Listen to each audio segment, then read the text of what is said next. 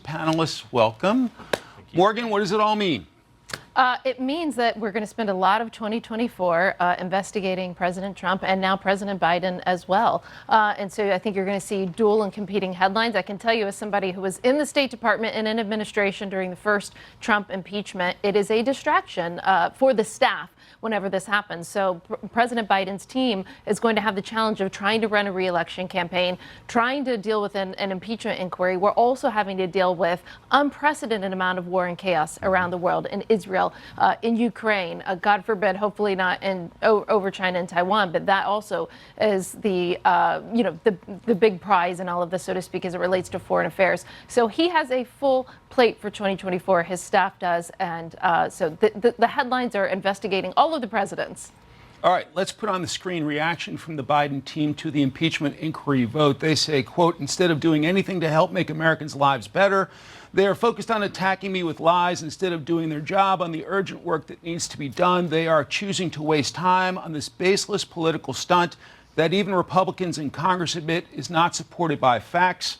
Michael, like it or not, it is a headache for the president and his team, no doubt, right? Right. No, I agree with Morgan completely. I think it is a headache. I think the way they're going to try to make it an advantage, or at least turn it into advantage if they can, assuming that the President Biden is running against former President Trump in the fall of next year, they will use the specter of the impeachment to tie the former president to members of Congress on the Hill, to cast it as a big stunt, to sort of remind voters of the kind of chaos and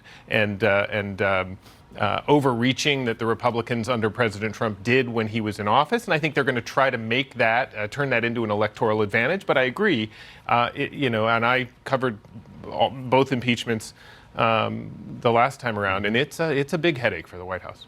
Byron, is this a win for Speaker Johnson, keeping all Republicans in line for this vote? Well, yeah. I mean, he could only afford to lose 3, so it was actually a win. But the previous impeachments are virtually completely partisan as well. Listen, I think that Republicans have accomplished a lot. They have shown, I think, without any doubt, that Joe Biden did not tell the truth about not knowing about his son's business dealings. And not having taken part in some of his son's business dealings. I also think they showed, beyond any doubt, that Joe Biden was the product that Hunter Biden was selling in his influence peddling operation.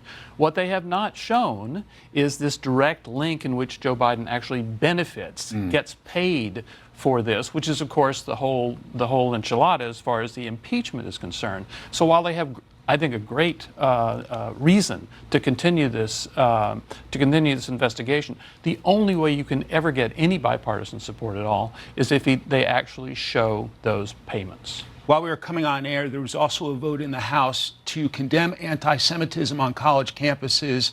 It passed overwhelmingly, but what caught our eyes was the Democratic votes. 84 voting yes, 125 voting no, 3 voting present.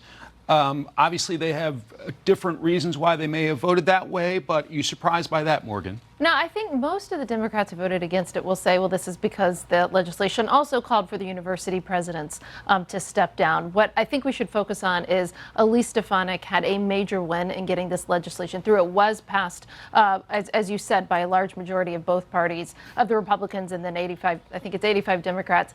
And considering how fearful so many Jewish Americans feel right now, they worry about their kids going on campus.